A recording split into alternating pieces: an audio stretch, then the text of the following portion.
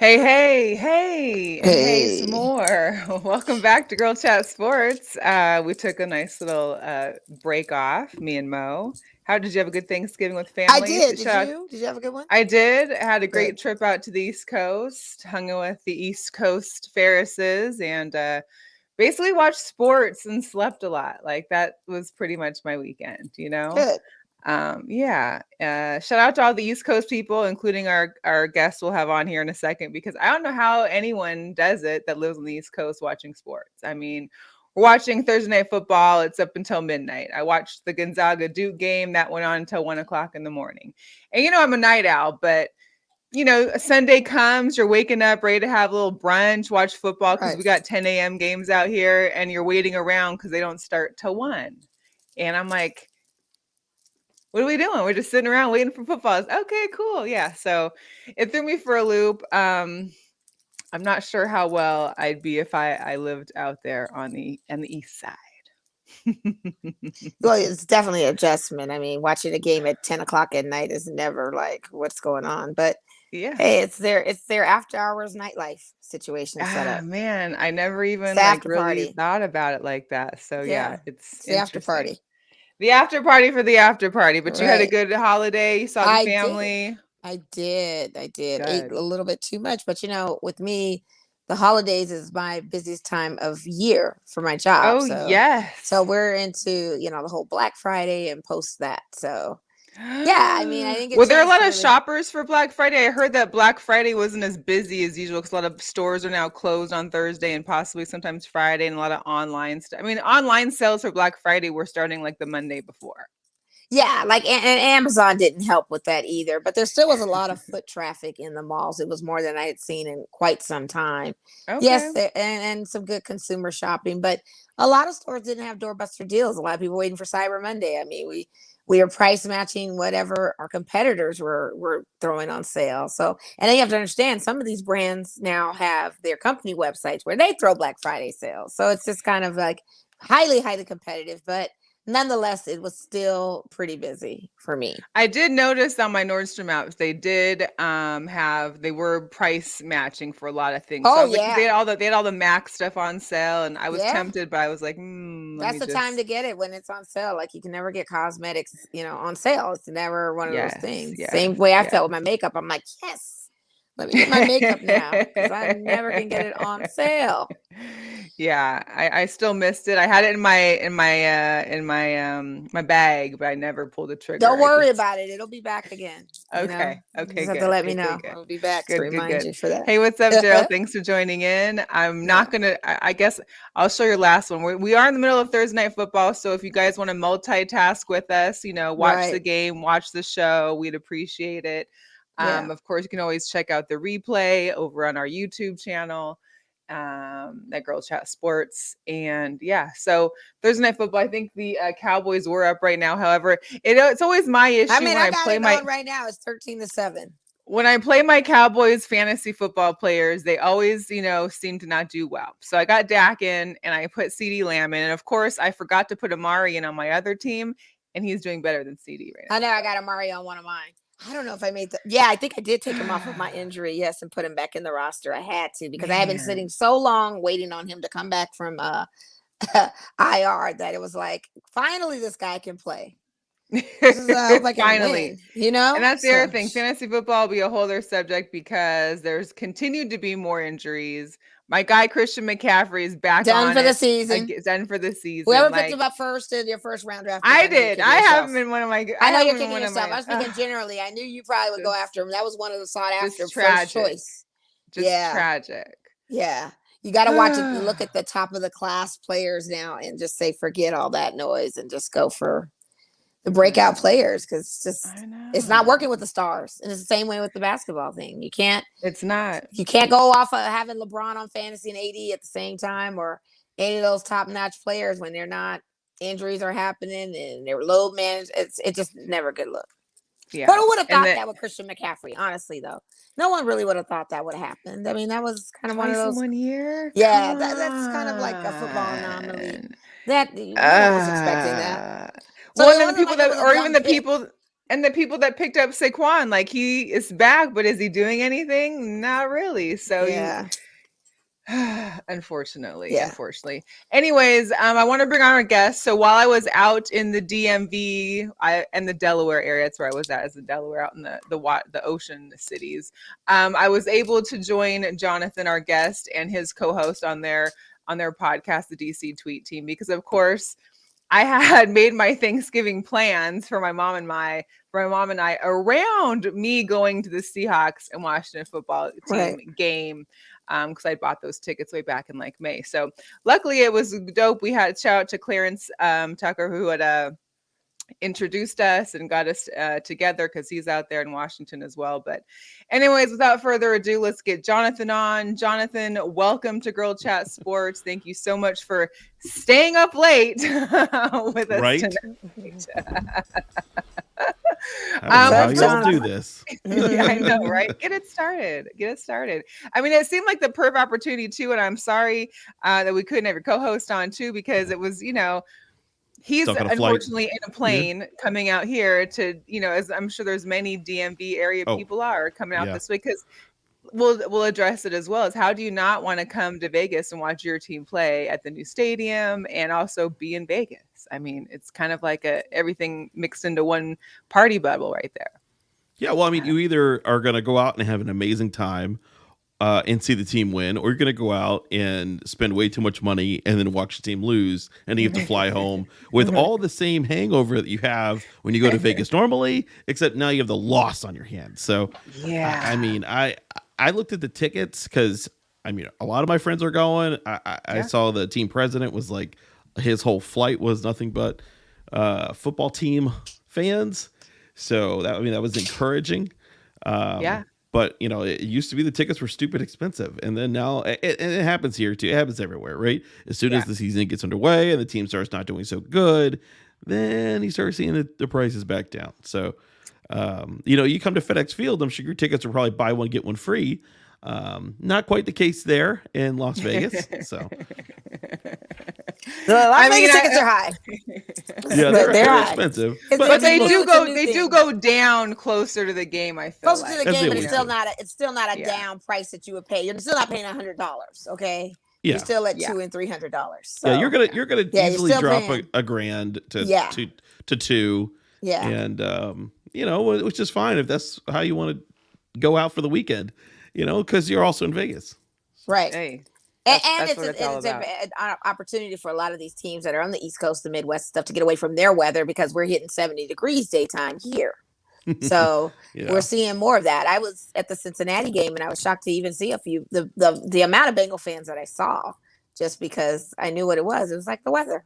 I'm surprised. And just so everybody knows too, I did find out from someone that did come in town for the game as well, because also tomorrow is the Pac-12 championship at the stadium for Friday, and then we also have the Raiders and Washington game on Sunday. Yeah. The pools are open this weekend. The pools are still open. It's going to be about 70 degrees. So if anybody's watching or is on their way and sees this, just know that you can still hit up the pool, get a couple extra, doses of vitamin D while you're out here. 73 degrees was cold out there. 73 degrees on Saturday. Just insane. And we're in December. Yeah. And is your stadium a retractable top? No, not at all. We do have the lanai doors that are supposed to open that face. I don't think they've opened yet, have they? They haven't opened them yet, because what the rules are, from what I understand, is you have to get 48 hours approval with the stadium to do the lanai doors. Then the wind plays a factor. If the speed of the wind is too much, or velocity of the wind is too much, they can't open the lanai. So the wind velocity has to be a certain amount. It's all these tangibles. Weather has to be a certain thing, and then approval. So they want to make sure that COVID stays inside. Yeah, right. Exactly. Well, everybody's supposed to be vaccinated in the stadium, or first dosers, but it's still running, right? Or there'll be Antonio Brown, Oh, yeah. Woo, we're going to get to that one too. We'll get to that one. But Jonathan, please give us a little rundown on the podcast DC Tweet Team, how you guys got started on it, and give us a little history on your, fandom for the Washington football team, formerly known as the Redskins. Yeah. So look, I grew up in DC in the 80s and 90s. So they were hot then. And I totally get when, you're a kid growing up, whenever you discover sports, it seems to be like whatever the hot team is at the time, that's the one you kind of gravitate to. So, I mean, look, that was our dynasty, was, you know, the early 80s to the early 90s. And so discovering it as a, you know, kid coming of age, it all rang true with me. Look, this is my lucky, and it's proven lucky because it's got good energy. Our 3-win winning streak, I've worn John Riggins, number 44. So I decided, you know, you didn't stand a chance, unfortunately, because I did have this on Sunday night. So our Monday night. So, you know, but yeah, and then Maurice a few years ago started this thing called the DC Tweet Team, where just, you know, he wanted to connect fans that were, you know, like our fan base, because of being in 20 years of dreck, to put it politely, you know, there's not a lot of positives around the team. So he felt like, you know, let's be positive about, you know, certain players that we like, and you know, like, promote the good parts. Like, it's not all bad all the time. Like, nothing is truly all bad all the time, except for, you know, some things. But you know, so he started it and kind of looped a few of us in that were kind of active in the social space. When I had relocated to Charlotte in 2006, you know, Charlotte had been, the Washington Redskins at the time had been the team of the South for years. And so, you know, the Carolina Panthers didn't come along till like 1987 or whatever. And so there was a lot of fans that were here, and this is a big relocation city. So then 2 years later, I started hosting watch parties, and just found a bar and started promoting it around, you know, as Facebook was just kind of starting at the time. So just kind of using power of social media. And so built a little following. And, you know, today now I have over, you know, 3,000 people online. And then we have, you know, about 100 or so come out every week and just hang, watch the game. We, you know, throw down a few drinks. You know, we sing whatever fight song there is, or whatever song we can think of, you know. You know, we usually don't know any of the words of it. You know, so I mean, a few weeks ago we were singing I Want It That Way, I think that by the Backstreet Boys. Like, I don't know what just came about. I was like, you know what, Backstreet Boys, let's go right now. All right, what's on the jukebox? Let's hit it. Yeah, let's go. So I mean, we just have fun. And there's a lot of groups like what I do for a lot of teams around the country. I love interacting with those guys. I love, like, it's a different thing. Like, if you live out of market, it's different. It gives you like an experience where you can connect in with local fans and kind of have a little bit more tie than is if you were sitting at home with your Sunday ticket in your basement or lounge or whatever. Mm-hmm. You know, like, you get that experience of everybody collectively, you know, winning together and losing together. And it just adds like a whole sense of camaraderie. And so when the team comes to town and plays, like, we host, you know, we just had a big fan rally with, you know, like 400 or 500 fans at our bar, including like a giant tailgate the next day. So, you know, it's good. It's good. That's cool. Well, I like that because, you know, now that my Seahawks are having like one of their first losing seasons, and welcome to the club.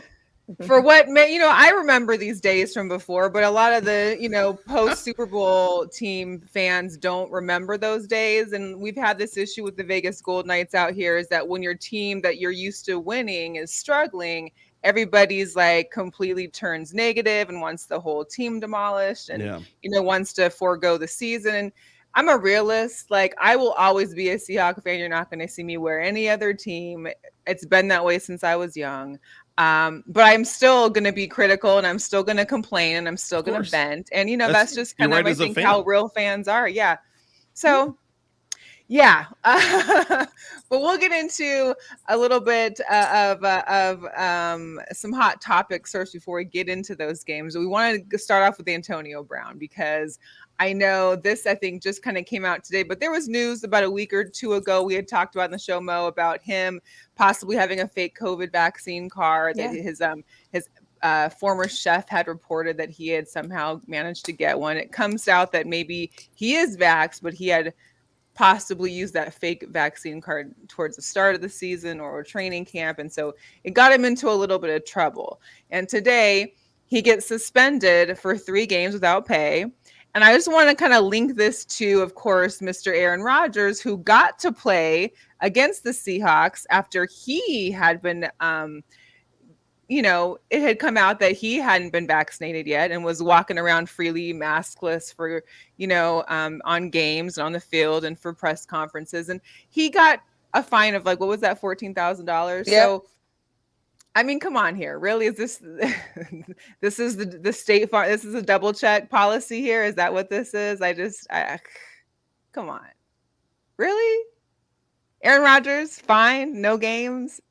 Antonio Brown, 3 games suspended, no pay for the same thing. He was immunized, right?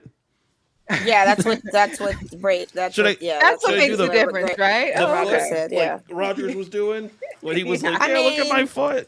It's the same thing.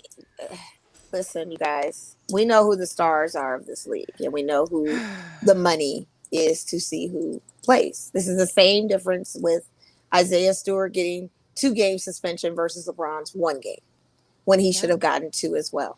Should have been the same punishment on the same type of crime. We are in a thing now where if your stars are not playing on a game, that's sponsorships, that's revenue, that's money, that's all of that. That's what it is. And there is going to be a bias. And this is clearly one of those times that is a bias, because the lead up was the whole narrative. Is Aaron going to play after? Is he going to play in that game, in that big game coming up? And he did. Yeah. And we knew it was going to happen because he's Aaron Rodgers. Well, and to be fair, too, Antonio Brown wasn't supposed to play for these next couple weeks because of injury. So now he just officially can't play for 3. But it's still the same thing. But is he paying a $14,000 fine too? No, he's losing 3. He's losing 3 games of pay. But he doesn't have to pay But he doesn't have to pay the $14,000 fine, right? I don't know. I don't because think that. This is the thing is where you get into their CBA, if their collective bargaining agreement, and what the rules were in the condition of this happening. What are your options of punishment? Do you pay a fine, suspended 1 game, or you get suspended 3 games without pay? I don't know if that's a league decision, if that's a player's choice or whatever, but there are definitely biases in this thing when you are not technically the star or the headliner of big night football high rating games. You understand what I'm saying? So I think that was where that was kind of coming from on that. It's crazy, but I think that's pretty definitely much what that crazy. Was. It is. You mentioned collective bargaining agreements. We've officially walked into the first Major League Baseball lockout since 1994, 95.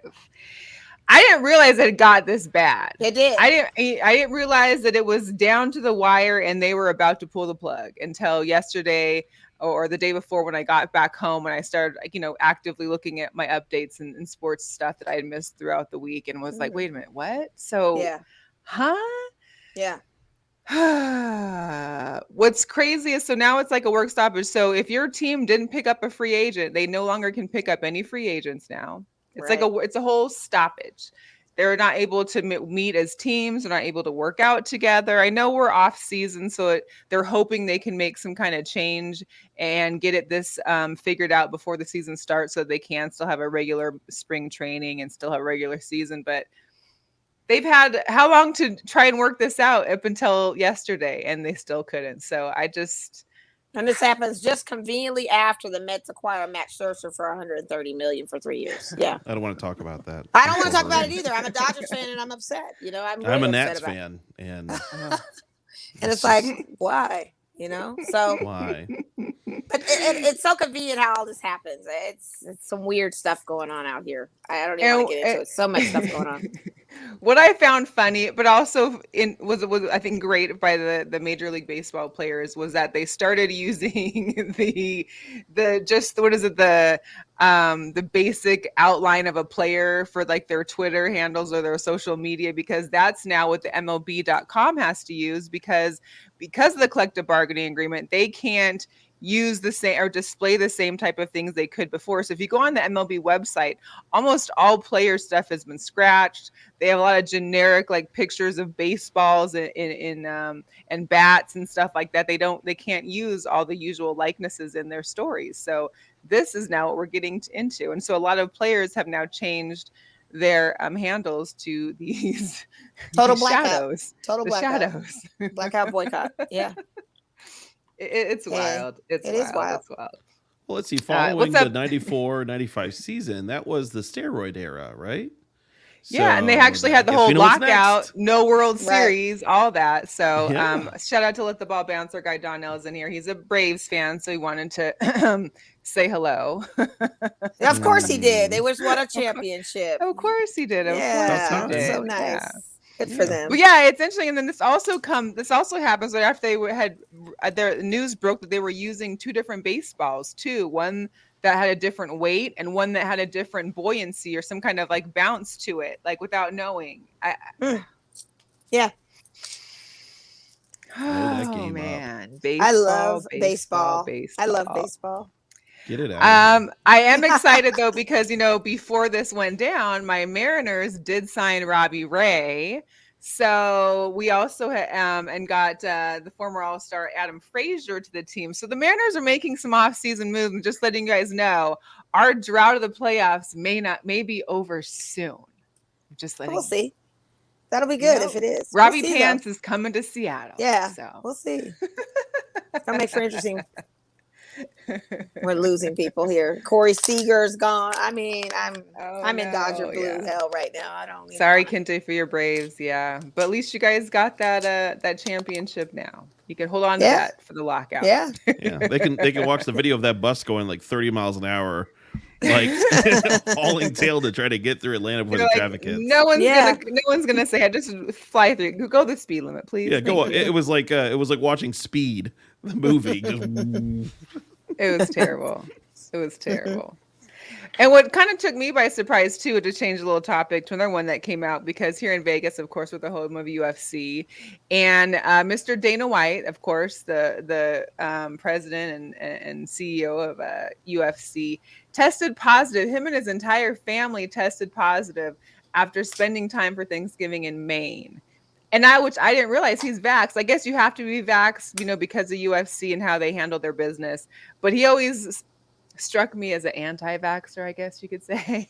So yeah, I didn't know his status on that, but I mean, it's happening that he get booster. I mean, it's not the entire family. The vaccine's not a cure. No, it's just. And so he was, because there is a fight night this Saturday at the Apex here in Las Vegas. So he's talking about hopefully he gets a couple negative tests and that he's able to be there and be present. And they also have a UFC, I think 260, whichever one. It'll be at T-Mobile, I think in a week. I think it's next weekend in December, I think. So it's still out there, guys. I mean, LeBron James has it. He's now expected to come back Friday is the new news if we get into NBA. Like LeBron James is COVID. He had to test. Yeah, let's talk about that because two negatives in 48 hours. Right. So he tested negative or positive back on the 29th or something.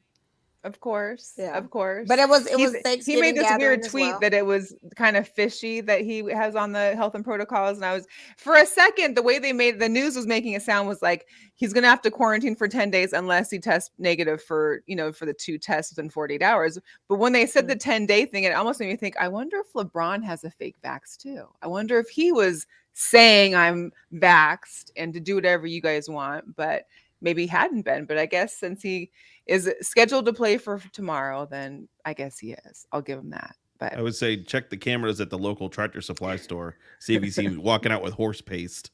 Then he's probably not.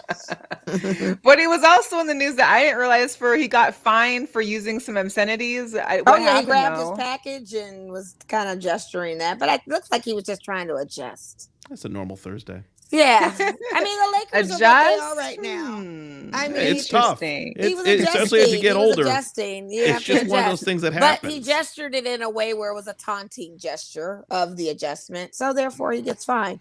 Hey, listen, like I said, these Lakers, it is what it is. I'm not going into it as a competitive thing watching these guys. I'm seeing more telenovela, more action, more drama, and more comedy than anything watching this team. So therefore, that is another thing to add to the entertainment value of Showtime Lakers. Yeah, Jonathan, With me we've come being a up with a fan. new telenovela title of Los Jugadores Locos because Yes. I love we it. can't, there's never enough space or time to talk about all the stories that are unfolding in regards to players all over the professional sports. I mean, football, basketball, baseball, it seems like everybody has their own issue, and it continues the entertainment value for us. And hey, Yeah. it gives us stuff to talk about, right? So Yeah, exactly. There's no off season.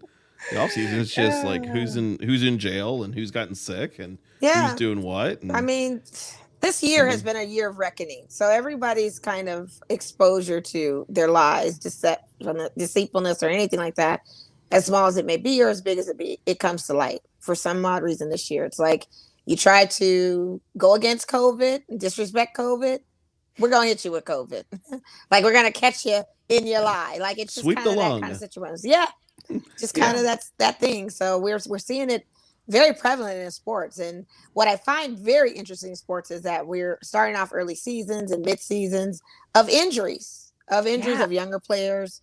And it's just not making any sense. I'm starting to question now, what is it in our diet, our food, or something that is making these ACLs so common as an injury and all kinds of things. So I just don't know what's going on. It's just so Bigger, or the stronger. abdominal strains. Like how many abdominal strains? Why do they keep you out for 10 days, 12 days? I don't get, Dame Lillard has now the abdominal strain. Yes, he's out. We He's had on my LeBron fantasy. had one.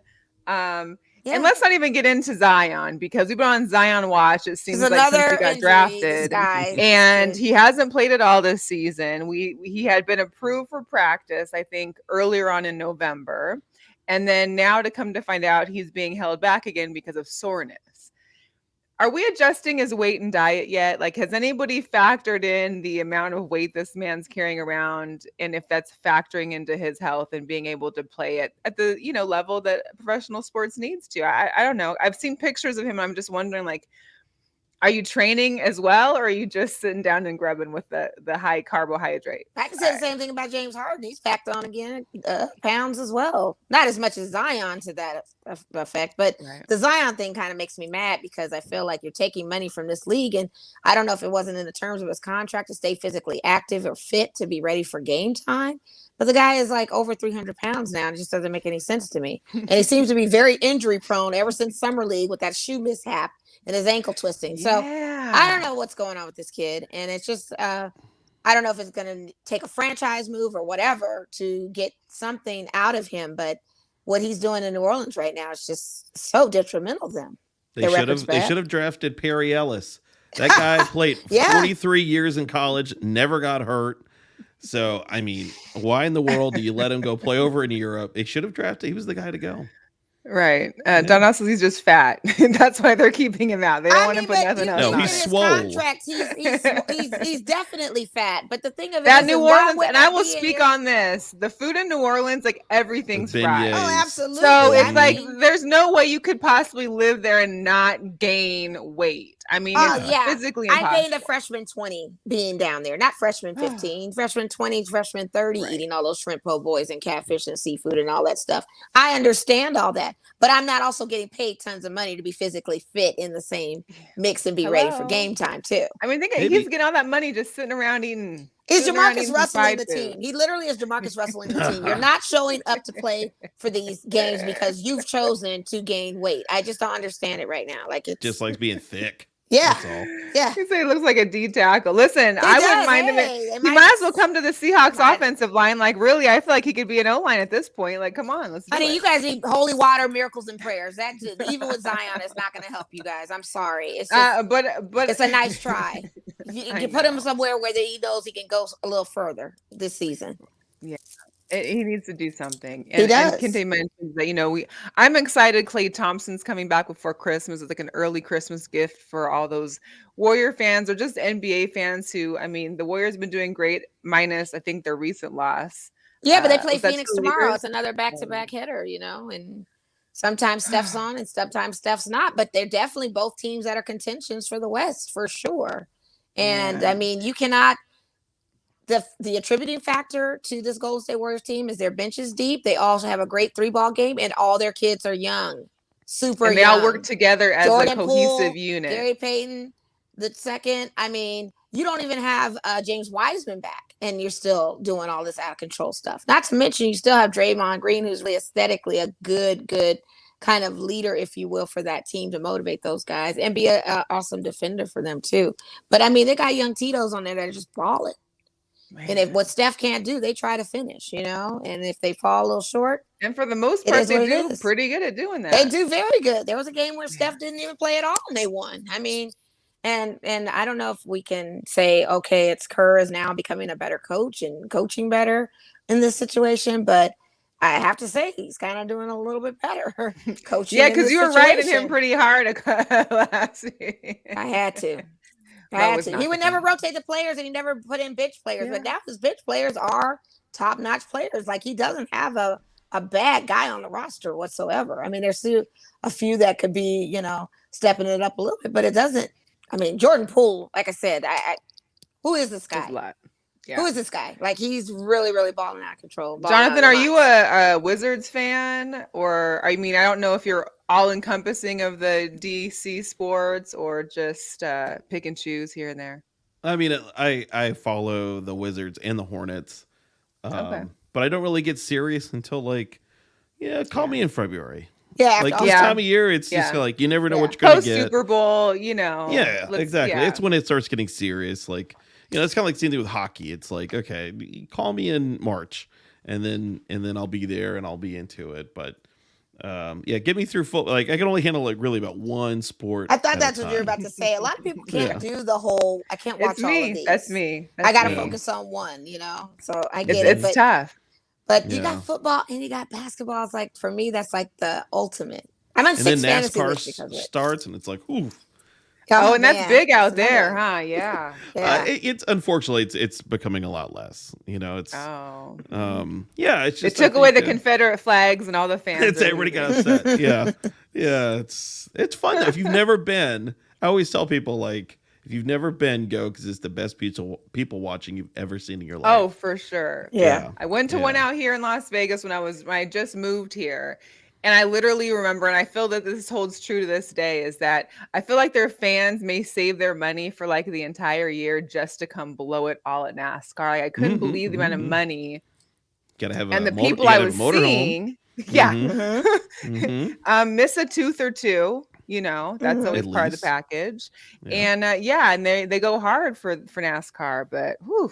Yeah, I would I would always say that the tracks you have to go to would be Charlotte's good. Charlotte's awesome. But definitely go to Darlington, South Carolina, because the track is the tallest thing in about 100 miles. So it's a lot different world down there. And then if you ever go to like Martinsville or whatever, or Bristol, I'm sure I've been around. I've got friends in the sport, so it's kind of like interesting to kind of see like a professional perspective of it. But no, the people watching is the best. So you get to some of the other ones, get some of like the Saturday races or something like that, where it's like you have to be like a real fan to kind of like really get into it. And you go like, these guys are really more into it than I am. But yeah, they've been sniffing gasoline and methanol a lot. There's not much left going on. Oh man. So let's get into a little bit of football, okay? I will play. First of all, I've been telling everybody for the long life of me, when I knew I was coming to the Washington football game, I was like, I just want to see the live band, because the live band is the only one in all the stadiums. And it wasn't until I came on your guys' show and you're like, there is no band. And I'm like, wait a minute. Nope. How come everybody I know has not told me that there is? Like, yeah, there's no band. Pretty much got done away. Because only 1,000 people ever go to the game. So it's not like they would ever know. But I mean, I was just like, how is it that nobody I know could have said, Mel, there's no more live band. So literally there's a drum line. We didn't know last season, because last year was a COVID year. So they only had they had very few people that they were ever allowed. Like towards the end of the season, they let a few fans in. But we didn't know what was going to come back, because you think like all of the we're not going to be called anything anymore, and then we're going to get rid of the band, and then we're going to get rid of the cheerleaders. Like all that happened like in July of Wow. 2019. Mhm. So all of that happened kind of after the season, and then the next season started. It was COVID, so we didn't have really a season that we would know what this all looked like. So this is the first time people are really kind of seeing it for themselves. Gotcha. And so yeah, I'm disappointed.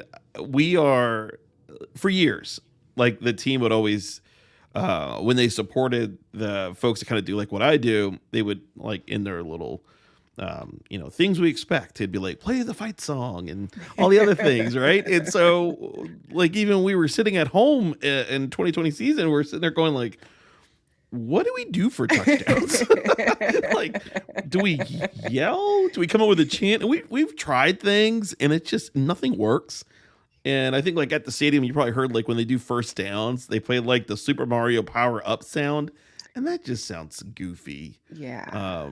But I have a quick clip of the drum line because I had to record it because I'm like, I came all this way. I wanted to see a band. I guess I'll watch the like 8-person drum lines.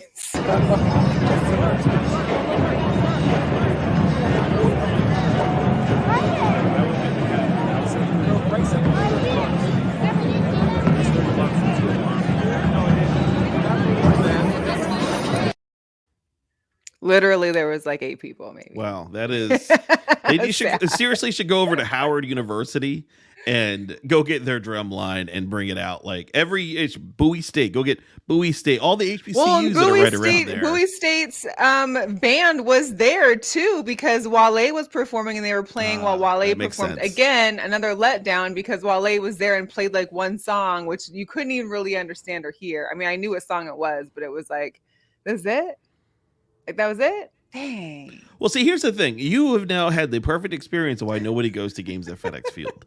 At least you did not get sewage dumped on you. No. And though there was, I guess, a sprinkler went off during the game in one of the suites. And so it did rain down. And so they had to they sent out immediate alert. Like, this is not sewage.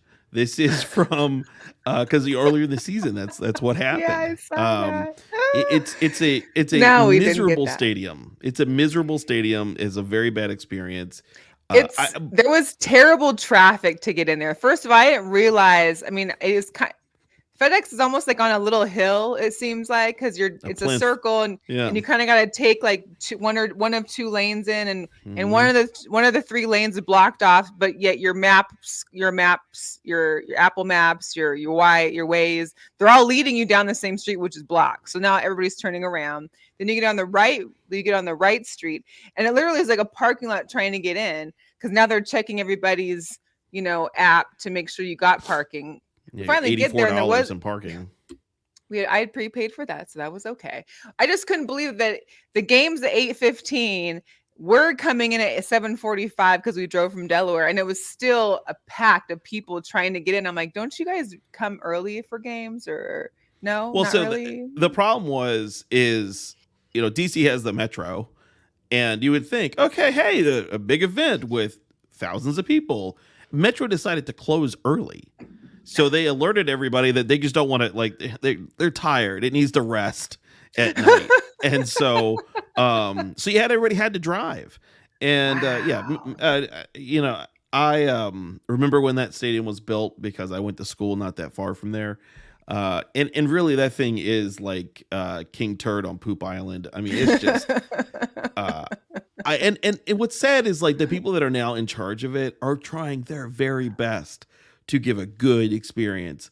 But for the last 20 years, it's been old beer and used airline or secondhand airline peanuts that they handed out to people. And like, I think it was earlier in the season, they ran out of beer at one point. Like, yeah, that's not good. This? And so I didn't eat there, but I did have you a don't beer. want to do that. You're taking your life in your hands. But I think and that's why I think a lot of fans have decided, like I've heard from a lot of season ticket holders who've said, you know what, I've had enough.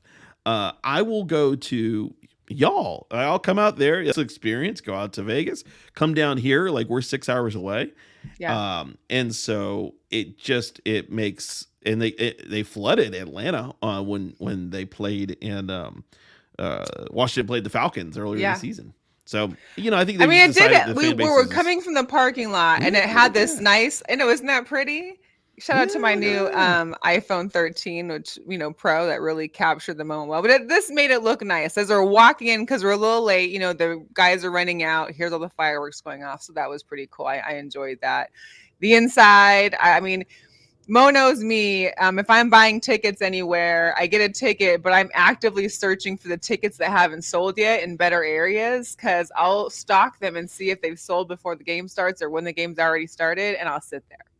So those are the seats that I decided to sit at for the game, and it worked out well. It was pretty much open, and you can't beat that, can't beat it. It was good times. Needless to say, the game was what's funny is, didn't I say the final score would be 17-14, but Seattle would win? The final score was 17-15, and of course we lost. So I was close, just not in the right order. But look, Logan Thomas had a touchdown. We can all agree on that. Yes. And the refs gave it away. So it should have been a higher score. And the game plan it seems like their new game plan is just get a little bit of a lead and wear out your defense by running the ball, which is absolutely boring to watch unless you're into smash mouth football, but it works. Yeah. And so it was cool to see. We were all nervous. We're watching the game, especially when the field goal got ran back. Oh yeah, the field goal was taken back for the 2-point. When does that ever happen? And the guy, and it was like, this guy was huge and literally ran it back like 80 yards. So that was amazing. It got down to the wire in typical like Russell Wilson fashion. We're down 17-9. We score a touchdown. We miss 2-point conversion. We're going for the onside kick, and it works. But of course, one of the players is off, and we lose that. So it was wild. It was wild. And now, of course, they're saying that, now Russ. Oh, you're in win now mode, right? So you got Adrian Peterson. So that's good. We should have got him 2 weeks ago or 3 weeks ago before he signed with the Titans. Like, we needed him then. Granted, we still need him now, but hey, he's like, what, 41? Yeah, but he still loves the game, and he still wants to play. He needs to get and paid. At this point, we have no other options. Like, what else can we do? We're on our third, fourth string running back. We won't be getting the other ones back for a while. We've got to have some kind of options, because right now Russell still isn't throwing well. He had a great touchdown. No, he had a great game. That was his best game he had. Well, that was the best game, but that's not saying much. Ciara helped him with the hand. Dude's still injured. Still injured. And I almost feel like, is he playing this badly just because he wants to leave now? Like, all of a sudden. To go to the Eagles? I don't know if he wants to play badly on purpose like that. Not badly, but to cause the commotion. Because of course, the first thing you hear on the news, the sports world news on Tuesday is, oh, where's Russell going to go? New York Giants. Is he going to go here? Sierra loves New York. She'd want to be there too. And it's just like, why are we talking about this now? We're still in the middle of the season. Because it's media talk, that. Of that's course. That's why I'm just like, season's over though, for real. Honestly, you guys. What's funny is though, the season is not over, because look at the 0-10 Lions still have a chance to make the playoffs because of their division. Yo, come on, stop it. But look, granted, it's not going to happen, but this is what would need to happen for the next 6 weeks. The Lions, who are 0-10-1, to make the playoffs. Well, I don't see any of that happening. I don't either. But no, that's not happening. You guys, this is the reality. Your franchise paid Russell Wilson way too much money to not allocate those monies to other players. This is what it looks like. He's not restructuring it. And they're not restructuring. And this is what it's looking like. And sadly, in the NFC West, you guys look horrible. And you're horrible. I hate to say it like that, but that's the reality of what it is. I wear black in mourning. That's what I do now. I wear my black. It's just unfortunate, because I was expecting an exciting division coming out of all of you guys, And for this to happen, it was because the man got way too much money. You invested in the player and not in the team. And then we've got 7 injuries. Like for and last then you got game, we have injuries. 7 And then that were Chris injured. Carson, when's he coming? Like literally, he's out for the season. Out. Yeah, we had a starting budding rookie cornerback, and he gets injured. And then Rashad Penny, who we drafted 2-3 years ago, first round. Anyway. We haven't really seen him for more than a game or two. Yeah, he's not really that great anyway. I don't think that's why you don't draft running backs in the first round. But hey, Jamal Adams got his 2nd interception of the year that we paid him how much money for? And we gave up 2 of our first round draft picks back to back. It's a calamity over there. It's a sad calamity, and I wasn't expecting that or seeing that coming. And it's just unfortunate because I know how those calamities happen because I'm a Raiders fan, but I've never seen anything like what you've got going on. Speaking of your Raiders, you got the Washington football team coming this Sunday. You guys are coming off a great win over the Cowboys at Jerry's house. Congratulations on that one. I'm sure even Jonathan can congratulate you on that one for sure. Thank you. What do we have so badly? Yeah. What do we have to expect for this Sunday? I expect us to win, even though the sports book only has us by -1 on this, which is very odd numbers. I don't understand where that's going. But we were expecting to win off of Washington. At least I personally was, because I said, that's great. I said, if Washington can beat the Seahawks, then we know we can go in with a strong chance of winning. If they lose to the Seahawks, then that's where I feel like we're going to have a problem, because it's going to be a revenge game and they're going to pull out all stops as possible, as best as possible that they have. With that being said, Derek Carr had another press conference today. Rick Bisaccia had another press conference today. We're looking good. I think the thing of it is we have to strategize a little bit better offensively, not have a predictable plays, because that's what was happening in the Cowboys territory. We had predictable plays and crazy outcomes, and we can't have these predictable offensive plays anymore. Carr's got to really, and I'm liking now that the fact that they're starting to use Mariota. I want them to utilize him earlier. I would hope to see that coming as a future. None of the press members were going to ask Carr if Mariota was going to play in this game or not. It's probably more likely going to be a surprise kind of tactic. But what about the defense, though, too? Because you guys did win, but you also gave up 33 points to the Dallas. Well, we gave up 33 points on a punt return that came back. Like, did you see that? Like, that was crazy. And our defense kind of had a lot of holes in and we're down a lot of players in our defense. Our defense line is breaking down because we've been playing these games where we're 3 and out, and having defense on the line way too long in the game. And now it's causing these injuries. But I think with what they're trying to structure and our new defensive, well, it's not new, but our defensive coordinator that we have that's getting a little bit more proactive with it, I think offensively playing this team will be on the field a lot longer than having to see defense really have to show up to do long plays in this whole game. I think offensively we can run the ball against the Washington defense team. Even though you guys are 5-6, I mean, I'm hoping for the best. I'm wanting Carr to go long. I'm looking at Jonathan's face. I'm like, sure, Mo. But this is why I have to hold on to my Raiders rosary, because this is what we want. This is what we're looking for this game. And I'm going to the game this Sunday. Thanks, Dad. Oh, good. And so I will hopefully be not 0 for 2 for the games I've attended. I want to win on this game. I'm going to have to change something in my wardrobe to make it leave work. at halftime or something. I don't know what I'm going to have to do, but I'm 0 for 2 in these home games. I can't keep going to the home games and seeing us lose to the Bears, lose to the Bengals. I'll buy your drinks for the day if that's the case. Look, you're going to the game and have 0-2. He's wearing the jersey, his winning jersey. Listen, I don't know. I'm like, oh my God, this is not good. So hopefully this will break my streak. I want to be 1-2 at these games. But in all seriousness, no, you're right. The defense really is going to have to step up this game. And then like I said, offensively, we can't be predictable. And it's good that we're seeing Deshaun Jackson get utilized, and he's actually playing a lot better. And the rest and the cobwebs are kind of dusted off of his shakiness on his first appearance, that he's actually stepping up, and other people in the line like Hunter Renfrow. Like we need to see more from him as well. And we need that target for Waller to be there when Carr is throwing the ball. And sometimes he's open. Like I need Carr to read the field a lot better to have his options and not keep going with a straight type of little run game with Josh Jacobs, who's not really gaining too many yards. I don't know how he's looking on fantasy, but he's very disappointing this season. He's just getting a lot of defensive stops. He's not able to run the ball like we saw his first breakout season. So it's just going to be interesting how that all plays Jonathan, out. But I'm what's wanting your my Raiders to Washington win. team? What's that?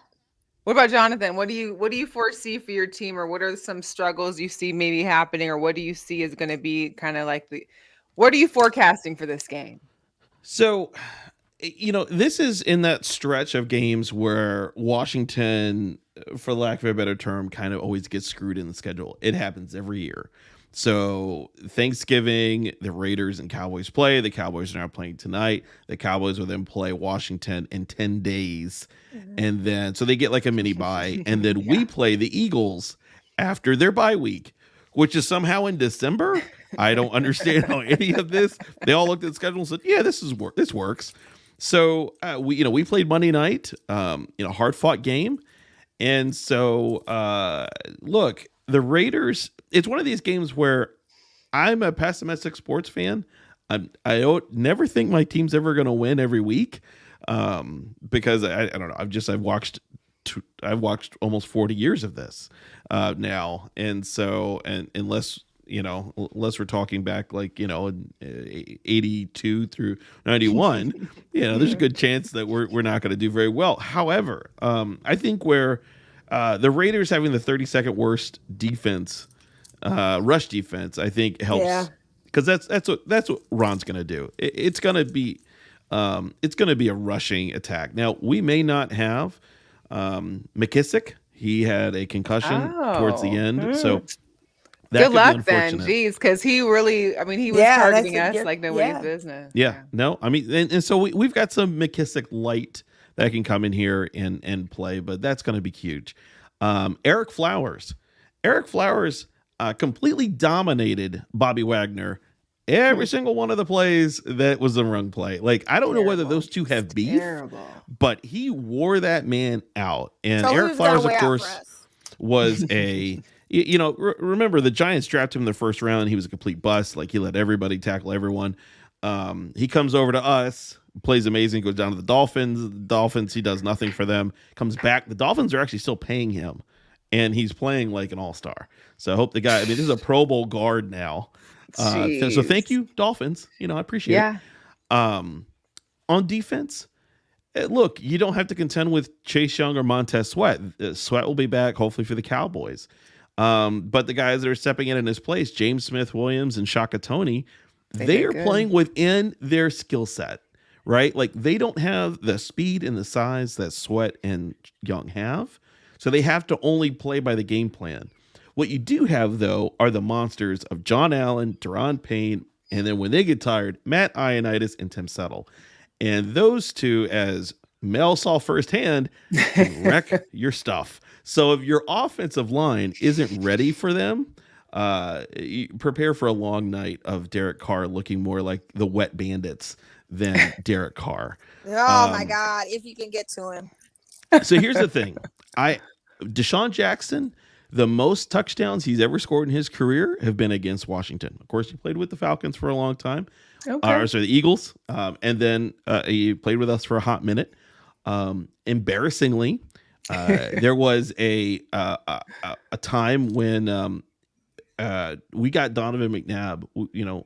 We thought trading for Donovan McNabb was a good idea. This was Bruce Allen, who, the reason why you guys don't have a coach anymore. Right. Bruce Allen traded for Donovan McNabb. Donovan McNabb and D-Jax are still very close. D-Jax tells McNabb before the game, first play of the game, I'm going to go deep. And you can't stop me.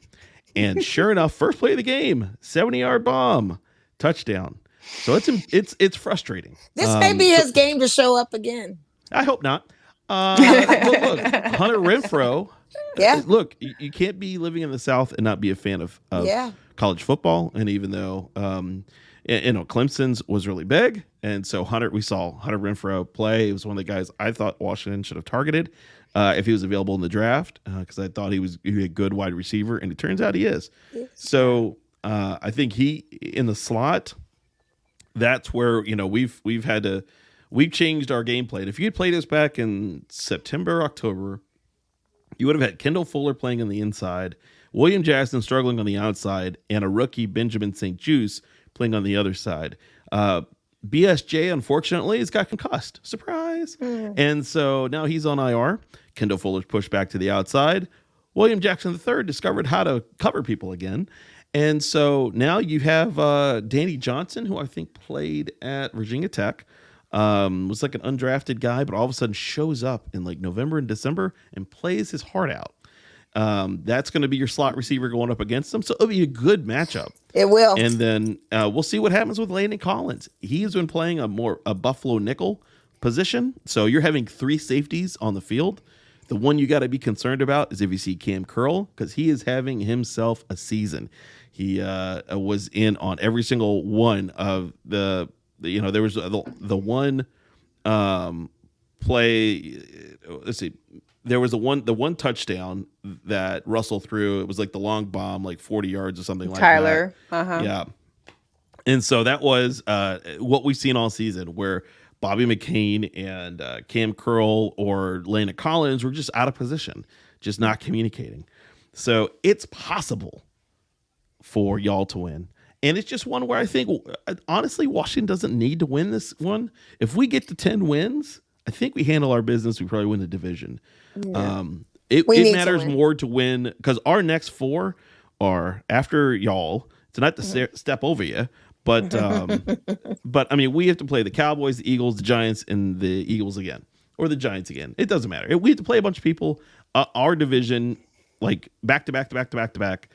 So that's what we've got. But I would, if you're playing for fantasy, my fantasy, if you're picking somebody, I'd go for Gibson. I think because your rush defense is horrendous, Gibson could have one of those days. Like, he was standing people up, and then you'd send in, and you saw it. Yeah. You saw Pete Carroll fell down when one of them came over near him. Like, did he really? See, I must have missed that. It might have been. But anyway, I would go for Gibson. Around me. Yeah. He's ready for that game. He's ready for one of those where you see the speed, you see the size. Hopefully he keeps the ball under control.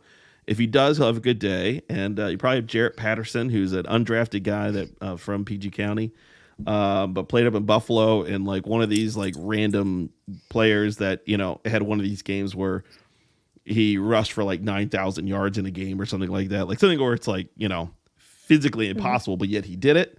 And now he was an undrafted player, worked his way up ranks. He could see a lot of playing time without McKissick. And not for nothing, Deshaun Jackson didn't practice today. He's still got a calf strain. Yeah. So, but they did not say he's not going to be able to play on Sunday. He'll find a way. He's going to find a way. And then we still have ankle injuries with Josh Jacobs. He's still, in that he's limited. The Giants? That was with the Cowboys game. Yeah. Okay. Yeah, it was a Cowboys game. So he messed up his ankle in that Cowboys game, Thanksgiving game. So he's limited right now on any type of practice or anything. So we may not expect him. They haven't made a decision on game time yet if he's going to play on Sunday. But yeah, to your point, we are pretty bad as far as our ranking in the defense when we started off the season last year being one of the top defensive teams. And now it's one of those things where we're just, it's anybody's game. The line is -1. I mean, it's wild. That is the wildest I've ever seen. I would not touch this game on any ticket. If you paid me, I mean, I literally would not touch this game on this ticket because it could go either way. I just don't know. If you can buy some points or something. Get different. Get the prop bet going. I don't even know because I can't even call what the final score on this game would be. I don't see it being a high scoring game. As Mel got to see firsthand on Monday, you will get to witness what is by far the living legend, Taylor Heineke. So make sure, the guy is slippery. He plays look, he was in the XFL for the St. Louis Battlehawks, and the only notable play he ever did was a gif of him drinking beers in the locker room after a big win. He shows up in Washington and looks like Steve Young. So the fact that the team seems to rally around him, and he has now discovered he's got Logan Thomas back, the tight end who emerged last season as a real target. Terry McLaurin is quietly having 1,000-yard season, only because nobody pays attention to Terry McLaurin. So it's one of those things where, the weapons are starting to form around him, and now the game's slowing down for him because it's only really his, was it week 12 or whatever? So he played a playoff game against Tom Brady, and then he's played all season. So that's it. I mean, that's all his. Well, and it's like no one is. has ever seen any. No one's ever seen any tape on him because it's like nobody knows what's happening with him. He just seems to make these passes out of thin air or make moves that nobody's ever seen before, and they don't know what to do about it, and it just happens. It's like poof. He's gotten really good at avoiding sacks, which is just incredible. But he's only 6 foot tall. He doesn't have a strong arm. He can run a little bit. But I think there's tape out there now for him. Okay, I think it's one of those where people are starting to it's coming together for him. Earlier in the season, he didn't have the anticipation and everything like that down. So he was, he had a few games where he was just, the numbers were terrible. But it's there. It's there. Okay. So now you kind of see we don't know what the ceiling is. He could be Mariota like Mariota. One question I had for you before we finish talking about the Washington football team is the news came out that RG3 is going to be writing a tell-all book about his time with Washington, of course. And I'm curious to know what exactly do you think could be in this tell-all by Mr. Robert Griffin III? Brittle Bob Three Sticks is an interesting figure in Washington lore because if you recall back in September when Ryan Fitzpatrick went down 7 minutes into the first game of the season, Bob was on his Instagram saying, make the call. So he was already petitioning as of just 2 months ago that he wanted to come play for this team. They, of course, said, we're good because we've already been down the Bob road.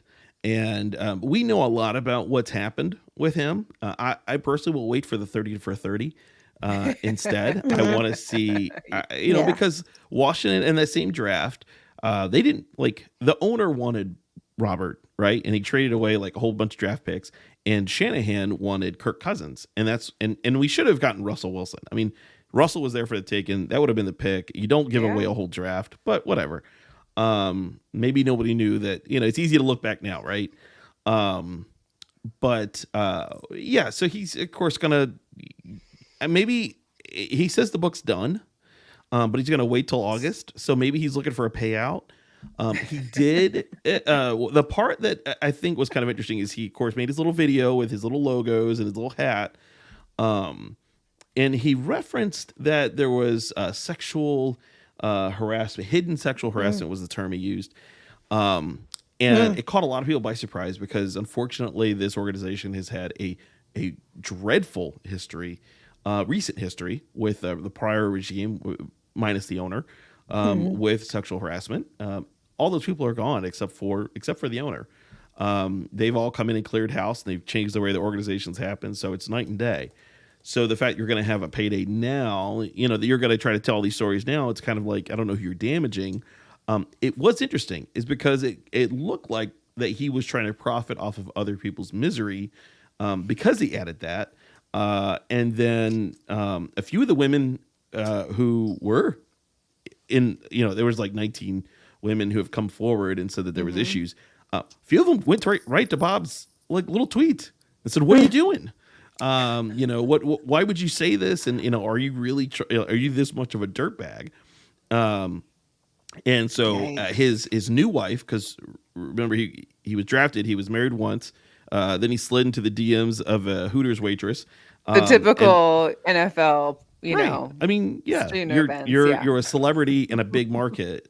You can do no harm. And then now, the new girl who is a college student when he was still married with the other one and he had her tattoo. So Bob's confusing, but he's now kind of, it almost is like, is he alluding to that he was the victim of sexual harassment? And, which, okay. I'm sorry. Because if you are, which we know is possible. I mean, absolutely men possible. can be Yeah, victims of absolutely. sexual harassment. Let's not put that off the plate. look, But yeah. I'm just thinking about all of this and how it encompasses. Is there going to be more revelations of these emails then? Is it going to involve Bob as part of something in that? And that's what he's whistleblowing before it happens? I mean, I don't know. It could be. I kind of wonder, like, is it going to be like a Jerry Falwell situation? You know, like where he had like his wife was having an affair, but it was like all cool. But like, oh, we're also buying this stuff for this guy to keep him quiet. I don't know. Like, but I also, really care less. I think a lot of fans are just kind of over him because he's kind of just been that guy that is fighting for relevance. Yeah. Well, hey, I just had to get your take because I found that interesting that all of a sudden, now that this whole turmoil with the Washington football team and the allegations, and of course the emails, of course, only the ones that John Gruden sent have come out, but just out of 600 something thousand emails, only John Gruden's got released. That now, of course, you got RG3 trying to have a tell-off. And he could easily be backing off of that just for profitizing and like you said, getting clout and trying to be relevant again. He's a dirtbag. Mm-hmm. I mean, like, he could talk about Rob Parker and why he got suspended and when Rob Parker, that whole thing, if he wanted to. But I don't know. Like, I think it's one of those things. Like, Rob always kind of struck me as being somebody who's like a little bit too slick. And that can be kind of dangerous. Like he's trying to button up his brand, but then, of being like this kind of guy that's like ultra religious and, real positive and, whatever. But then also at the same time, like he's doing all this other horrible stuff over here on the side so it's just like the two are incongruous of each other. And I kind of think like he probably sees himself as a guy that has to pay $30,000 a month in child support, is not going to get another payday. No NFL teams calling. Mike Glennon is going to be starting here in New York, right? Yeah, Mike Glennon. Yeah, because Daniel Jones runs with his head first. Former Raider, third string quarterback, never got touched on the field, never got to taste the field. So, I mean, I think to me, it's like I need one last payday because, as a lot of these guys do, they live a lifestyle. And then as soon as the career's over and the money's not there, you have to come down to average Joe salary. Yeah. It gets real fast. And, I think that's probably more the impetus behind it because legitimate people that have experienced assault or, harassment or whatever, they don't try to profit off of it by having a book and only saying, well, I'll wait till the book comes out. Like, that's not how any of this works. No. I'm with you on watching the 30 for 30. I don't think I have the time or the I want to see the Kirk Cousins. I'd rather all of it. Into that. All of it. Have to sit in a page turner of RG3 for sure. Yeah, that wouldn't be a page turner. Let me move on a little bit now, Jonathan. We clearly are over an hour because that's just something that me and Mo do lately. You're welcome to stick on. I'm already. We're gonna go through some sneakers and then we'll get into some picks. I did want to just mention real quick for our girl power. We do a girl power shout out every episode, and this week, Puma now has a women's basketball line for women's hoops. The High Court Collective, which of course has one of Las Vegas Aces' own Jackie Young, Katie Lou Samuelson, Skylar Diggins, as well as Brianna Stewart. These designs are from June Ambrose, who's also a creative director for Puma, and it's about life is sport. And I saw this picture and was like, sick. Like, I mean, let's get women's sports gear out in all of them. I mean, we see it with Nike, we see it with Adidas, but it's great that they've moved it on over to Puma as well. So you might be seeing that at Costco soon too. No, I hope not. God, that's Costco sells everything Puma. Like for some reason feel like Puma and Fila are all up in Costco. Yeah, I hope not. I hope it gets the notoriety it does. It's not deserving of a Costco for sure. Yes, that's rude. To start off the sneakers though, Mo, I want you to give us a little talk about Virgil here as well as Virgil. Yeah. Yeah, Virgil Abloh, DJ, fashion designer, artist. Yeah. I mean, what can you say? And he's been suffering from cancer and dealing with cancer for X amount of years, and no one, I don't think, really knew or publicly knew. Maybe it wasn't a big public announcement. So he had passed, and of course, he brings us some of these great sneakers that we've seen in collaboration. Yeah, well these sales, Jordan 5s. I mean, and one thing about Virgil's shoes, especially if you knew him personally or you actually got a personal shoe, you could always request him to write something on the sole of the shoe or the side of the shoe. Oh, wow. It could be a brick, like shout out to Griselda rap group and rapper Westside Gunna, who has a lyric that reads bricks. Virgil writes my bricks on my brick, and he literally wrote bricks on a brick, for him. So it's just kind of like that kind of thing of who Virgil was, to be the first African American artistic director of a men's division of a house of Louis Vuitton. Yes. that has been a fashion house since the 1800s, is a huge monumental kind of coup for someone to get, and a and great to loss not for only the fashion to industry. yeah, especially in the fashion industry, and for him, he was very smart and innovative with that whole thing, because he sadly, before, and not knowing that he was passing away, the house had offered to buy his name, and he refused to do so, which makes sense, because if you do sell your name to that house, they have creative control over everything. Donna Karen is suffering through that to this day, because everything DKNY, she cannot sign off and agree or disagree. They can put out anything because she gave them the rights to her name. And he educated people with that if you do have the skills and the talent to get to that type of level, don't sell your name.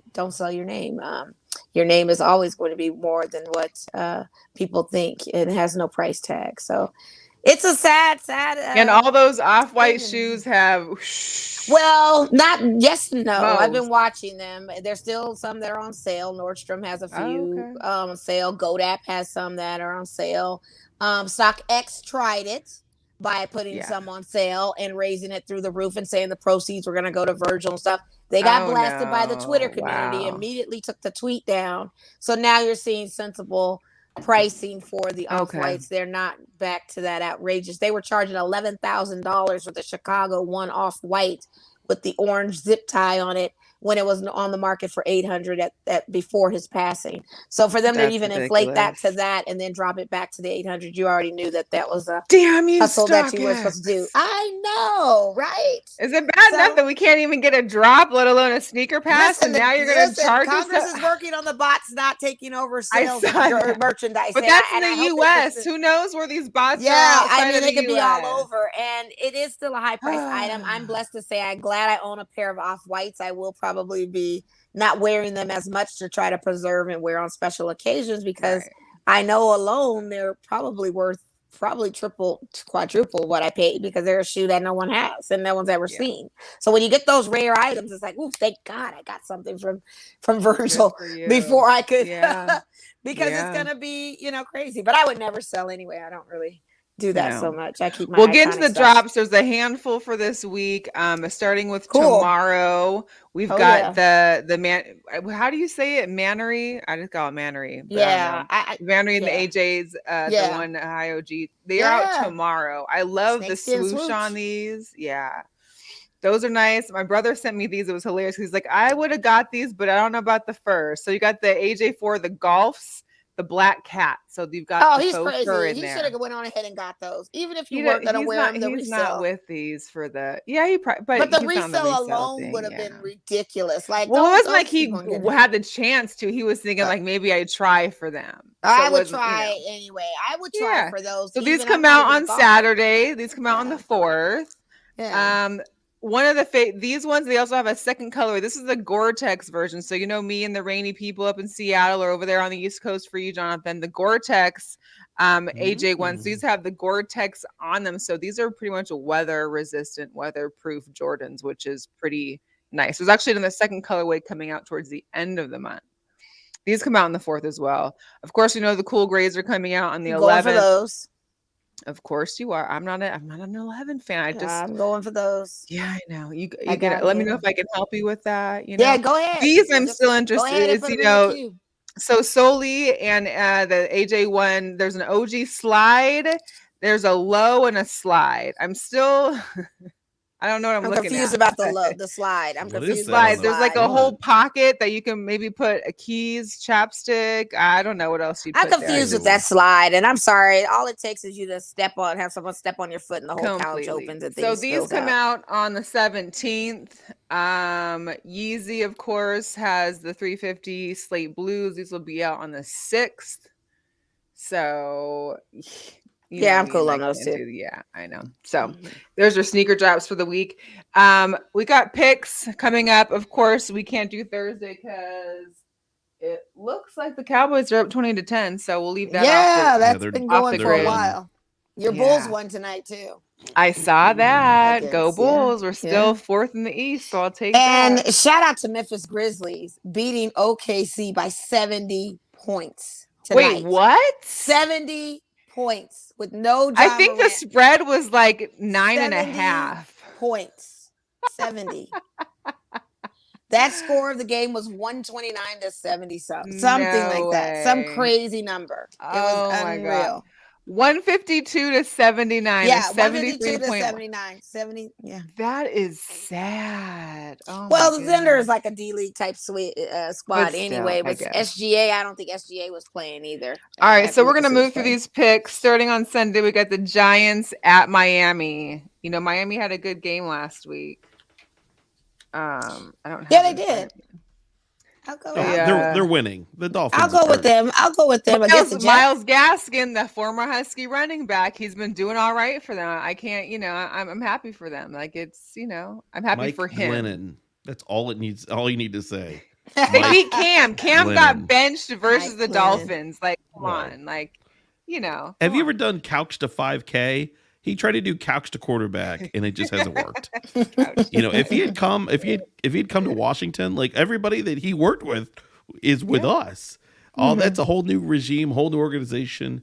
He doesn't. He also, we never knew what position he'd be in anyway. His shoulder was always ruined the last few years, and so you kind of got what you got. He wasn't with it. But of course, going up against the New York Giants, of course, they don't have Daniel Jones this week. So I don't know. They need Daniel Jones, so I'm going to pick Miami on that. No, they're probably better without him. You think? He stinks on ice. Yeah, Ouch. you think so? Jonathan, who you got for this game? Dolphins. All right. Not I'm even with a you question. guys. Yeah, I know. I just can't. So the Colts at the Texans. I mean, Texans did surprise us and get Elwyn. But I don't know about the Colts. Have you guys been watching the Hard Knocks in season? I've caught up to episode 2, but it's pretty good. I enjoy it more than I did the Dallas Cowboys regular Hard Knocks. I'm a Hard Knocks. I mean, there wasn't much I to the love Dallas Hard Knocks. Cowboys except for the kid. I mean, that's the really, and that's the why show. I feel like the Colts we've already seen more. I really am engaged with the coach. I love his story. I hadn't realized like his history because I wasn't watching football back then. But I like his motivational speaking in regards to coaching and his inspirational speaking to the team and kind of making it cohesive and a unit versus just yelling and cussing and whatnot. I'm going with the Colts. That's second that. Yeah. All right, Vikings at the Lions. Our Lions are still winless. Do you think any given Sunday, guys? I don't know if this is going to be an upset game for the Vikings. I'm sorry. I'm going to go with the Vikings on this. I don't think this is a game upset. If it was a primetime game and Kirk Cousins playing for the Vikings, I would definitely take the Lions. Yeah. You saw last week he lined up under the guard. Right, so right. He is quirky. All right. I think the Lions are done. Yeah, okay. they are. Eagles at the Jets. Tie. I love a good tie. This is again another game I wouldn't put on a ticket. I don't know. Yeah, and then what Jalen Hurts shows up. Like I never feel like I know which Hurts. The one they don't want throwing. Right. When you make him throw the ball, that's what you saw last week. When you let him run, and their team is built around running. And so when you take away the run, which I think everybody's kind of figured out, the Giants exposed. And the Giants have a really good defense. Like they've been building to something. Their offense stinks, but their defense is what was propelling them last season. And they almost won the division with him. The Eagles, I agree with you. It's like, are the Jets gonna be able to show up? Is it Zach Wilson still playing quarterback, or are they gone back to Mike Hill or Mike No, I Smith or think Mike it's White or still whatever his name Wilson, was? unless because the other I'm gonna go with the Jets only because I like a good underdog at some point, and this isn't quite the underdog of the Lions. And I'm not necessarily banked on Philly. Like I feel like whenever I go for Philly, they still lose. So Philly's counterfeit. I think they Yeah. have the easiest path though through the division to yeah, win it all, but the for the NFC East because they get to play dogs like the Jets. But I'm it going must with be the nice. Eagles.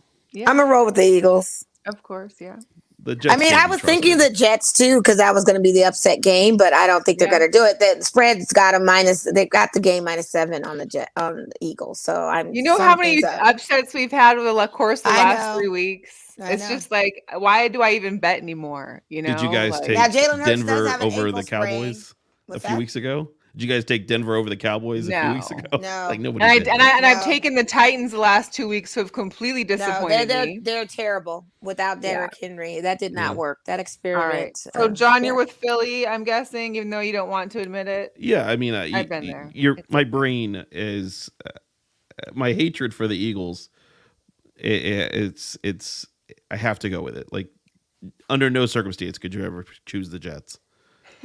Plus, their None. kicker just got that NFC Special Teams Player of the Month thing, so Oh he's like doing wow. well. But Jalen Hurts still got an ankle sprain. It's not. Yeah. He's not 100%, but he's gonna go forward with it. Well, hey, But I let think, him throw the ball, see what happens. yeah, see what happens. Yeah. And All right, so we've got the Cardinals at the Bears. Kyler Murray is slated to come back. DeAndre Hopkins is slated to come back. finally, I mean, what else can we say? They've been going, they're still 9-2 after having major injuries, and they're going to play Chicago, who's 4-7. Who's the Still better quarterback than of the Seattle. Bears? Do we know Right. this week? Yeah, right. Do we know this week? Right. Yeah, I don't know. Is Andy God. Dalton gonna show back up again? Yeah. Oh my God. That's gonna be a no. good murder mystery. I think they just play him by quarter. Like, hey, Fields, you play one. Hey, Dalton, maybe we'll let you play the second half. I mean, what can you do? That's a good strategy. That never works. Unfortunately, I got to deal with Arizona. Is everybody going with Cardinals on this one? Of course. Okay. You have to. The Chargers at the Bengals. The Chargers have been going downhill last 2 weeks, while the Bengals have been climbing. Well, I need the Bengals to win because again, this is a divisional thing. Our division, the Raiders are tied with the Chargers and the Broncos. We're both sitting on this 6-5 situation. So of course I'm going to want the Chargers to lose. So I'm going to go with the Bengals. Jamar Chase is still that guy. Their defense is still pretty good. They got Joe Mixon out there running that ball. Whatever. I'm going with the Bengals. Yeah, Mixon's been good. I'm going with the Bengals. Yeah, I'm gonna go with the Bengals. The I need Chargers everybody are in that division. and they're on the road, going to Ohio. Who knows what the weather's gonna be there like this weekend? They got a -3 in the sports book. Let's say I'm going with Cincinnati. Mr. Jonathan. Cincinnati. Let's go for it. Nasty. The Bengals. Tampa at Atlanta. I'm surprised the Falcons are 5-6. Like they seem to be. Oh, Mo time's out after an hour for some reason. This was actually longer than an hour, so I'm surprised. She'll pop back in. But yeah, I'm surprised that the Falcons are even 5-6. They're better than the Seahawks. Like, how bad is that? Well, but they've had a string of some easier wins. Like correct, their schedule is not as they've not had a gauntlet. The division. Yeah, no, yeah. So I mean, kind of take it for what it's worth. Exactly. Yeah, I don't. There she is. I don't. Think I thought I beat it. I thought I wasn't gonna. I know. I was like over an hour. Past the time. I'll go with the Bucks just because it's Tampa Bay. Have you guys been catching his 10 episodes of the Tampa Bay story? You know, Natalie's with the school kids. Is that what that was about? No, well, the school kids was good. It's the Tom Brady version of The Last Dance. No, okay. I don't care. I'm still tight about the kid giving up the football. I don't really. Sat on gold and did nothing with it. Would have had money. I just know that he's still scared of Taylor Heineke. Like that kid scares the bejesus out of him. But I'm going to go with Tampa Bay. It's Atlanta Yeah. Falcons. I don't see much I coming hear you. that way. Even though they don't have an Antonio Brown, but Rob Gronkowski is back and some other little stuff going on. Antonio's not really the factor for them anyway. I need Chris Godwin to ball out, though. That's what I need for my fantasy. And I need Leonard Fournette to ball out. I need Fournette to ball out. Exactly. Yes, exactly, because I have him on my fantasy. Yeah. So right. yeah, so I'm going to go with them. Okay. I'm assuming that's John too. Jacksonville at the Rams. This is your upset. Or Jacksonville. This is your upset right here? That's your upset game? Why not? No, I'm all for it. Hey, if the Rams I was lose gonna say, again, I will that's watch that all show. good for I me. will watch that show. Do you know how Trevor Lawrence's hair will grow so much stronger, like Samson? Yeah. He would think he was a man, like he took on a Goliath for real. So I'm gonna go with the Rams on that. That's definitely the no-brainer for me. Yeah, I gotta go with the Rams. Unfortunately, it's just Jacksonville. You're going to minus home 13. Come on, I'm not even gonna watch that game. Oh, They've That's a struggled. 1:00 game here. I'm not watching that. I know. John, are you going with the Jags? Might as well. Might as Okay, well. let it ride, Get you huh? the upset. Yes. Why not? A broken clock is right twice a day. Yeah. So Hey. except for the So except there's for the always a Lions chance. clock. So you're saying there's a Except for the chance. Lions clock. Yeah. Yeah. All right, you guys. Washington football team at the Raiders. I'm going with my Raiders. We need to win this. We are in the hunt with the 6-5. We can't even get into a wild card hunt if we don't win any more games. So we need to win some games. And we need to make sure that everybody else in the division takes L's this week in order to do so. So going with my Raiders. So John. for 4 years, I had a radio show, a sports talk show here. And I discovered my pattern is if I pick my team to win, they lose. So I always pick against my team because I'm almost sure just like this jersey works, just everything else. I have a pattern. Like I eat the same thing. So here's why you're gonna lose Sunday, because I already have my game day meal, my game day outfit.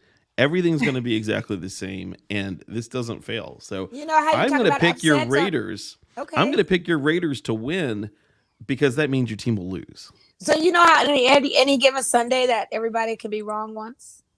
Yeah. And a streak can be broken? This might be your upset week. Here's what's going to happen, though, is I'm going to actually go buy a Derek Carr jersey, and that's going to be the death of him. Because I don't buy active player jerseys. The last one I did and was honestly, Trent Williams. I think if you wear the Derek Carr jersey, I think he'll play better. No, that is proven incorrect. Just ask. So here's my question: Just ask my Trent Williams jersey. When you've done the process of the meal, the outfit, the jersey, and what happens when all that transpires, but you lose? Look, that means that if something went wrong, the universe something's amiss. Something's amiss. So do you have to like wash was, everything? Do you have to change the meal? Then this hasn't been washed. No, this hasn't been washed in so weeks. He's not going to wake up in time to have his meal. First of all, I think something's going to throw him off kilter on the scheduled regimen. It's going to be 4 o'clock over there. Yeah, something's going to be. Something's going to be like my alarm did not go off. Some little small. Nope, not a 4 o'clock game. Your boy. Something to be like it'll be 4. So if I bet on the Washington football team because I don't want them to win. Maybe I don't know that you have the same magic. I don't have that magic now because clearly I wanted my team to win last week and that didn't happen either. So I'm gonna go with the Raiders just because I don't want you guys to win because you just beat us, and that's just my hard feeling. Sorry, yeah, because the way they did you guys, that wasn't fair and that wasn't nice. It was very rude, as a matter of fact. And so it was very rude. And I'm thinking, even if you like have this whole strategic plan out, there is one flaw to Jonathan's thing. There's going to be something that will trip him up out of his day, something that anomaly will go left. It could be the wind not blowing in the direction it was supposed to blow, and it goes the other way in his city, and then we win. So it doesn't even have to necessarily be whatever he's doing. It's going to be a crazy hailstorm out there, and the game won't be on. The dish will shut off. Yes, exactly. It Cable could go out, whatever. Delay it. Something. We'll see what happens. Yes, it's only weird if it doesn't work. I'll just put it out there. Okay. All right. We'll reach out to you on Monday I to see. really want to check on that for sure. Mm-hmm. Oh, I'll send you some tweet updates. Okay. Thanks. Perfect. Yeah. Ravens at the Steelers. The Steelers really tanked this last weekend. They're done. Terrible. I mean, really bad. Hey, there's a quarterback for you. Go get Big Ben. No, I think we're fine. Pass. I think we're good. And I think Seattle's good too on that too. Yeah. There you go. I'd rather have Geno Smith back in, and that says a lot for me because I don't like Geno. Jesus. Jeez. Yeah, that's saying a lot. Come on, people have children.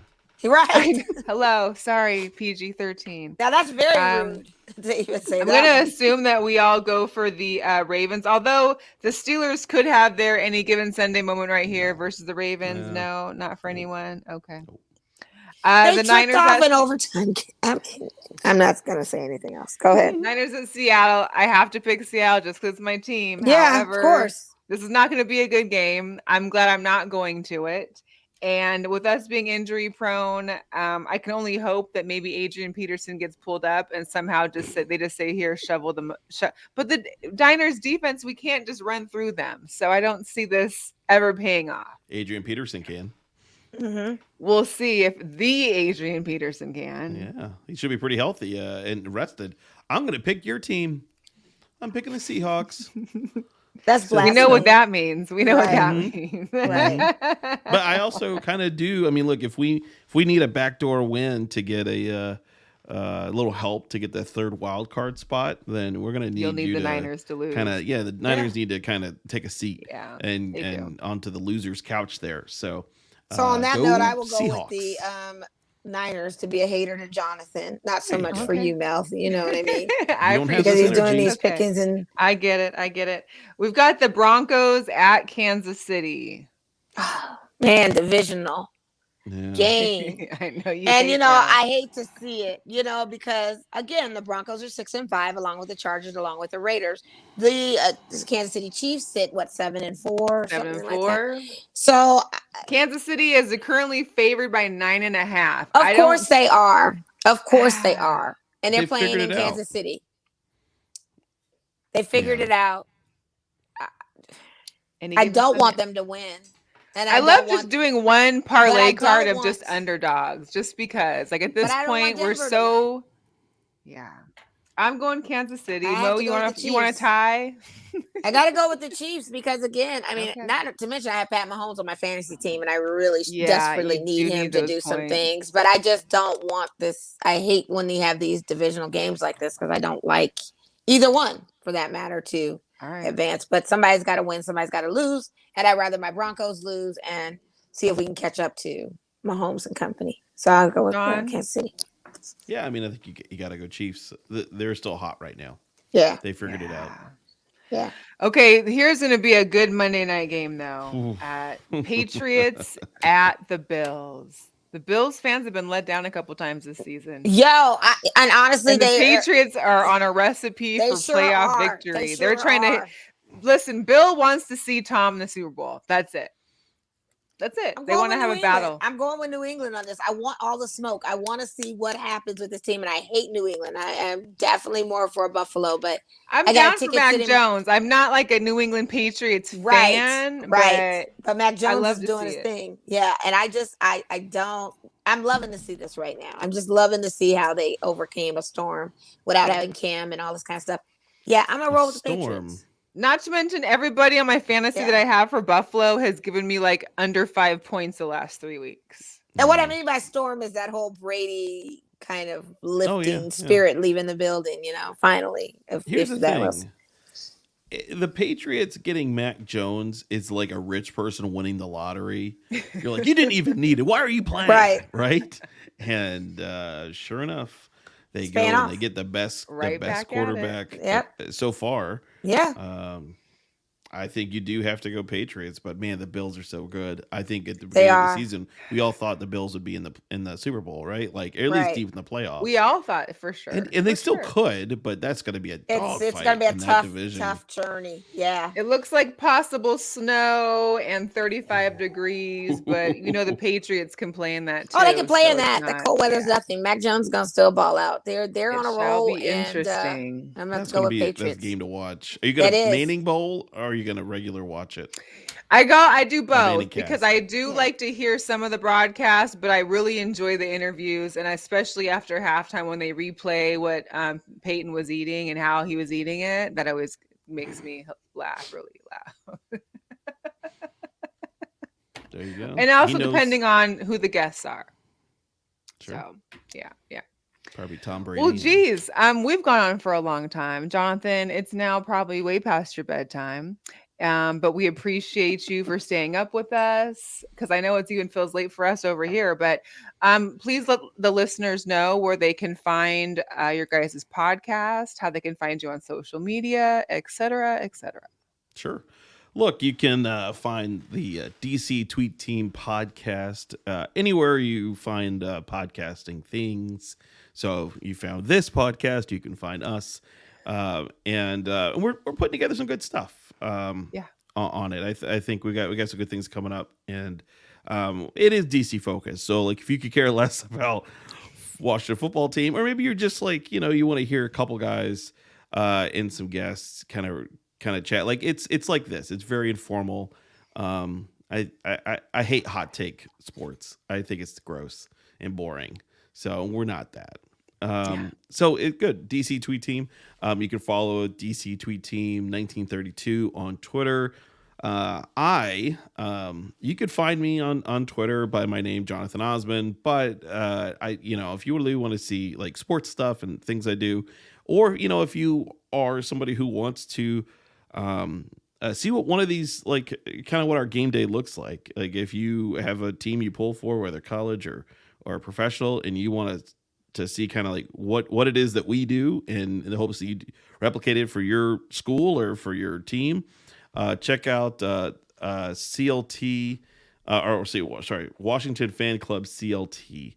That is, we've had to change it. It's funny because for a decade we had a real name. We had an actual name, and ever since we've had to become Washington Football, it's confusing because it sounds a lot like Washington State football, or the Huskies or whatever. And so, but yeah, find Washington Football CLT, Washington Football Fan Club CLT. And it's everywhere. And Awesome. especially during games, we post reaction videos and stuff like that. We have a lot of fun, and I'm passionate for helping people connect. And so, because it's been the most fun, especially when your team is not always that good all the time. So, Okay. Wow. thanks for She's having me been on, there. though. We've This has been there. fun. I'm there now. Yeah, we've but all yeah. been there. Yeah. Absolutely. The Lord Yeah. knows I've been It's there. just It's part easy of to do it being a with fan. friends. It's part of Yeah. being a fan. Absolutely. We all Yeah. can't be Patriots fans, or you're like, We oh don't- man, one season it didn't work out. Or It's like, Yankee fans, or Mo's Lakers too. But we have a anyway, popular team. we appreciate you for joining us. We thank you very much.